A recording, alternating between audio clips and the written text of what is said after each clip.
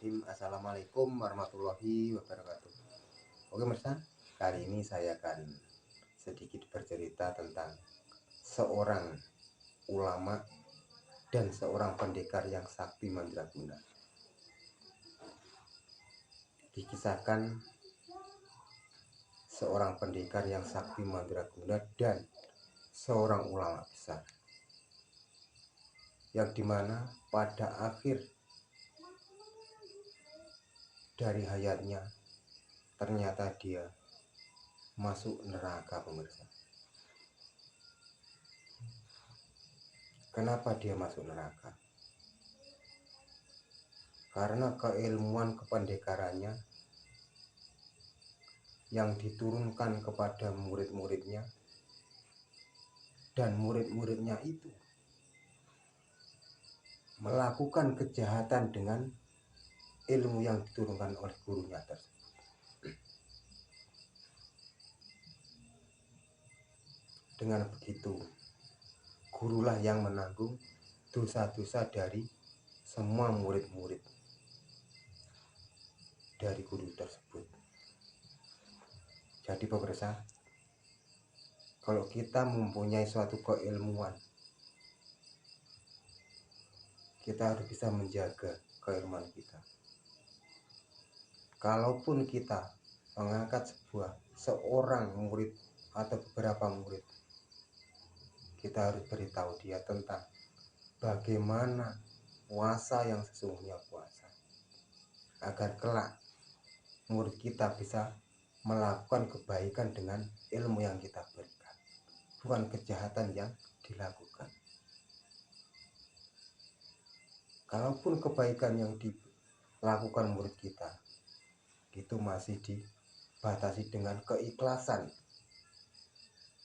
dari murid kita yang melakukan kebaikan tersebut. Kalaupun murid kita melakukan kebaikan itu tidak ikhlas, maka tidak jadi suatu pahala.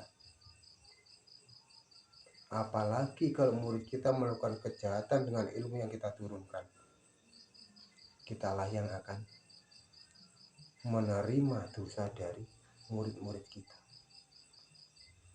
Jadi untuk para guru yang mempunyai suatu keilmuan yang sakti tingkat tinggi atau bagaimanapun, harus bisa memberikan suatu keilmuan tentang kebaikan kepada murid-muridnya. Karena apa? Setiap kejahatan yang dilakukan oleh murid kita dengan ilmu yang kita turunkan, maka dosanya kita yang menanggung. Jadi,